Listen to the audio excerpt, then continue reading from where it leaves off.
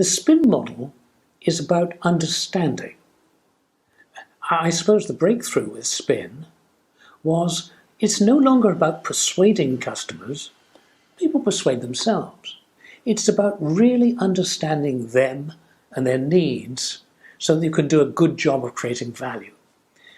That hasn't changed.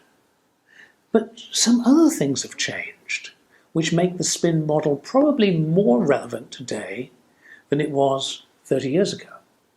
One of those things is that the products have become commodities, so that salespeople are the differentiator. If salespeople are the differentiator, then how do they differentiate? They differentiate by really understanding the customer much more deeply than the competition, by being able to create new creative solutions, by being able to bring value. And the spin model is a very helpful way to do that. But we are in the 21st century, and the spin model's got to change. Way back, when we did the original spin research, we found that situation questions, questions about fact, were slightly negatively correlated with success. You could ask too many of them. Today, they're actively, positively, negatively correlated. That is, you ask a lot of situation questions and the customer will become really impatient. They'll say, you should have done your homework. You should have known that. Because a lot of the things that you found out with the spin model 30 years ago, you found out face-to-face with the customer because there was no other way to do it. Today, you can research that. You don't have to ask as many situation questions. So situation questions change. Problem questions change too.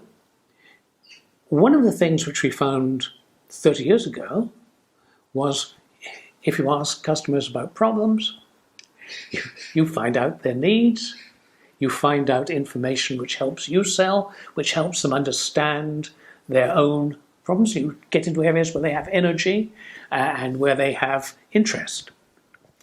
But in those days, it was enough to ask problems about how things are now. You could ask problem questions like, are you happy with your present supplier? Are you getting the right kind of performance out of the equipment you're using? Do you get the right service levels 24/7 from your present way of doing things? You're trying to uncover problems that way. Now, what's happened is this. Those problem questions aren't quite as easy to ask and surefire as they used to be. If you say, do you have problems with your present equipment? No, most people say no, it's working okay. Whereas 30 years ago, when things were much less reliable, you could be pretty sure there'd be an answer there that you could use. So that's one change. But another change is this, and it's a curious one.